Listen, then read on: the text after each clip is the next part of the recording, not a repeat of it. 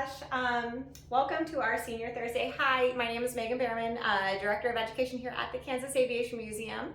I am excited to bring you a virtual Senior Thursday. Our guest today is our own Joshua Mackey, CAM's Curator. So Josh, thank you for joining me today. Thank you for having me. We're very excited about this one. Okay, so can you tell us a little bit about how long you've been at CAM and what got you into curatorial sciences? Well, I ended up getting hired on and coming on here at CAM in July of 2020. It was right after I had finished my coursework at Wichita State in local and community history. Okay. Basically what that is being trained as a historian with museum studies elements, so that I'm a trained museum professional on top of being a trained historian. Oh, okay, cool. So how did you get the job here at the museum? Well, it was pretty surprising, actually. I initially came in for an interview for a weekend operations manager position.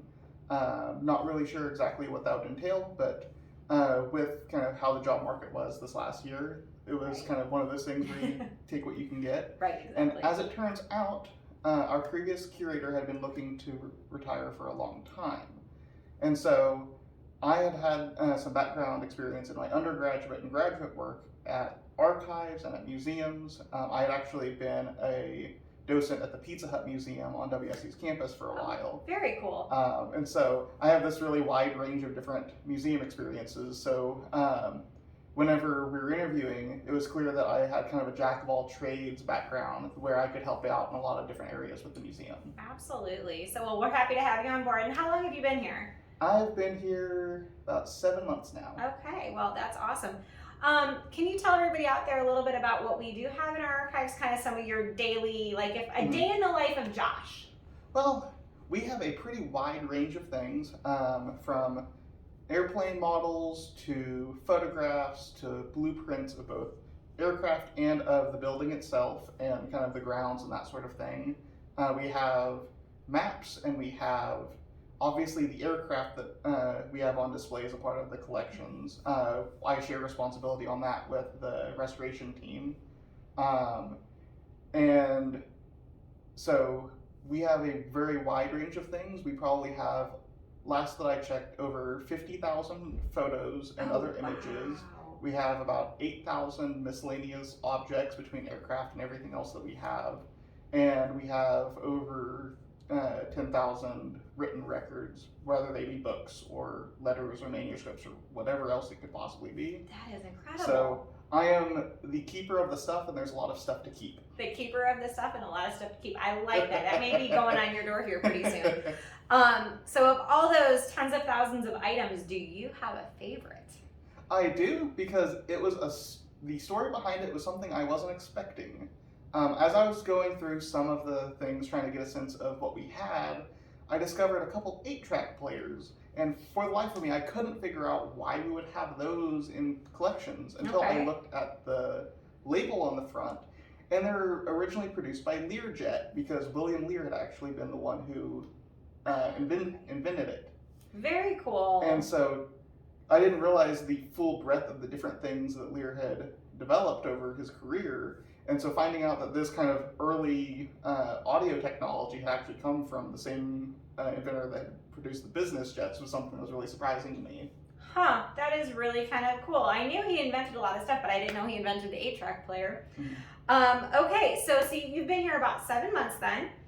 What has been your favorite project you've been able to work on? I'd say by far my favorite project was actually going with some of the guys on the restoration team and going and picking up an aircraft this January, where we went down to Oklahoma City. I got an opportunity to assist and actually witness kind of being one of the hands on deck for helping take apart a vintage aircraft. Okay. My background is in museums and not in aviation, and so getting to really see the work that it takes to kind of care for these things that we bring in, and kind of what it takes just to get something that big and that fragile moved from one place to another, and knowing that all of the work that went into that's going to actually be of such benefit to the museum and the people who visit us, that's been that was really eye-opening for just kind of how much it takes to be able to do this. So you get to go on field trips, is what you're saying. I do get to go on field trips. I'm stuck here in the building, and he gets to go on some field trips. Come on. That is really cool. Do you want to tell us a little bit about that plane that you picked up?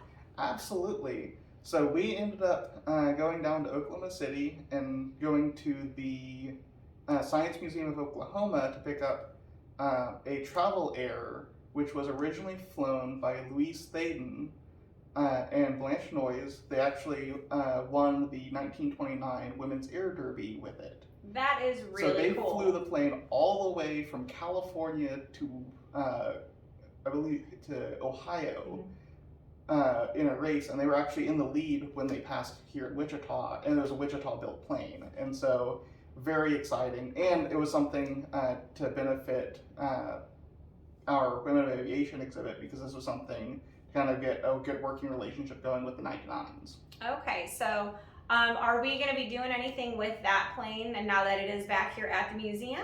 Well, we are actually in the middle of a big shift in a lot of what we're exhibiting, because we have that plane that will be moving into the vintage aircraft area, and we also have Blanche Noyes' Cessna C-37 that will actually be going up at the same time. Oh, wow. So we have lots of 99's connections moving into our exhibits, which is really exciting. That is very exciting. We were needing some changes. Can you tell us a little bit about when that's going to happen? We are looking to do that in the next couple of weeks. Okay. Several of our volunteers are going to be coming in, and we're going to be doing that while we're open to the public, so people can actually come out and see it. So be looking for that on our social media when that really gets going. Okay, very cool. So we can have guests come out and see the volunteers come in to build those planes back up. Yes. That is such a really cool and unique opportunity. So you said before you worked at the Pizza Hut Museum. What is some of the biggest differences between working at an aviation museum versus, like you said, the Pizza Hut Museum at WSU? Well, one thing obviously is scale.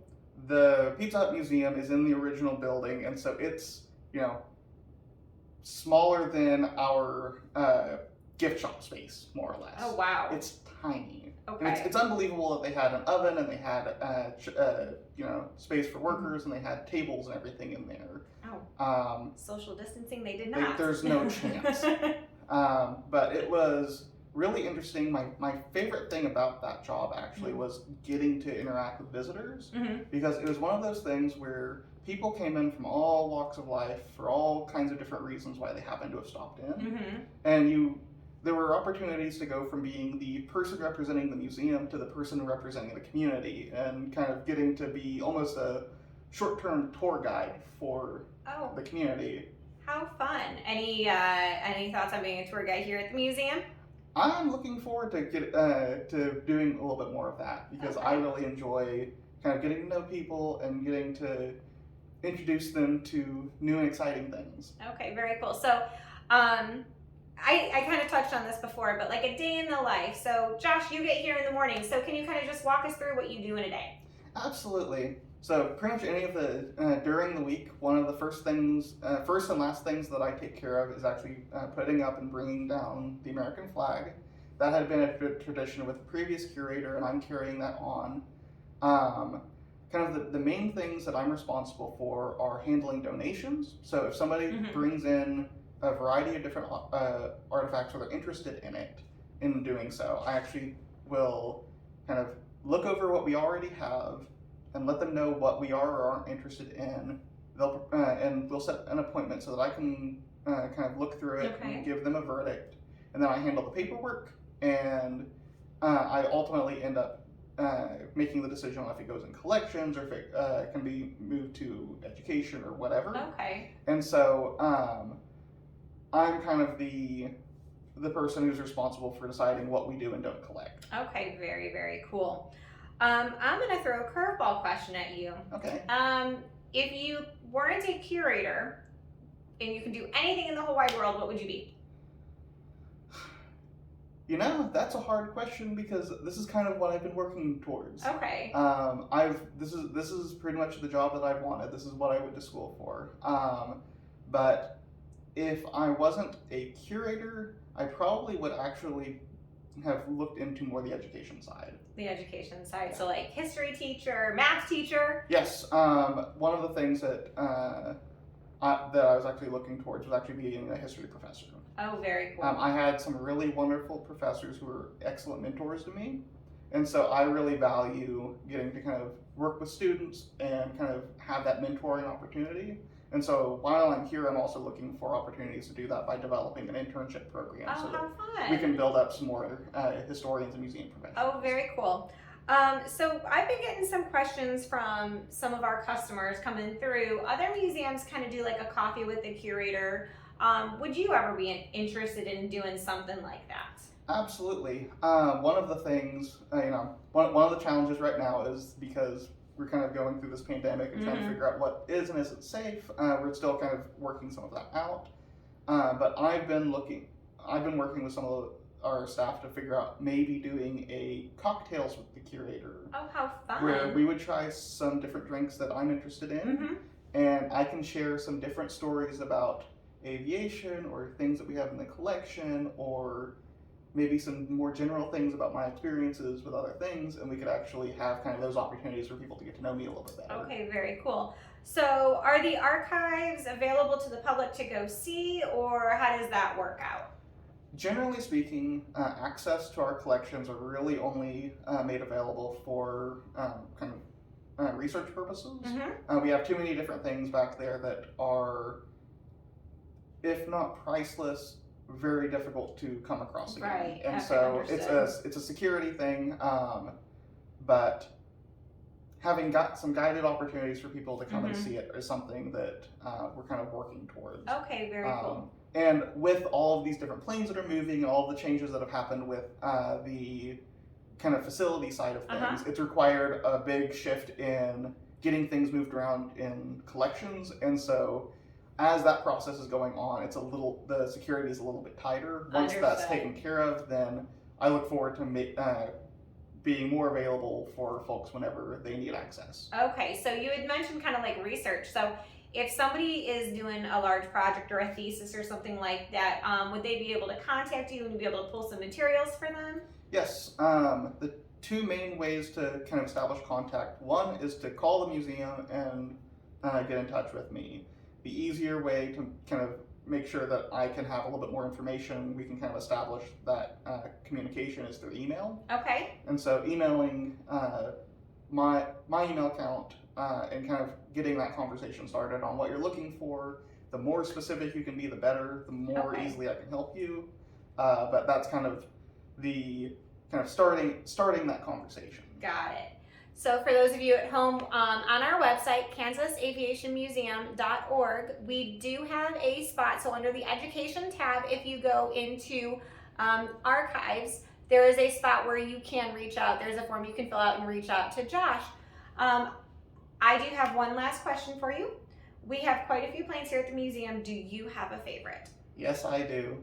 One of the planes, whenever I first got here and I was learning what all we had, I was amazed at the design and kind of the whole backstory behind the Beach Starship. Oh, how fun.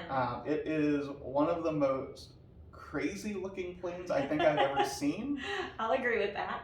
But it's such a marvel of technology on how much they were able to do to put that together. It's unfortunate that it didn't have the market success that it probably could have. Right. But it's still one of the most interesting things that I've seen come out of the local aviation industry.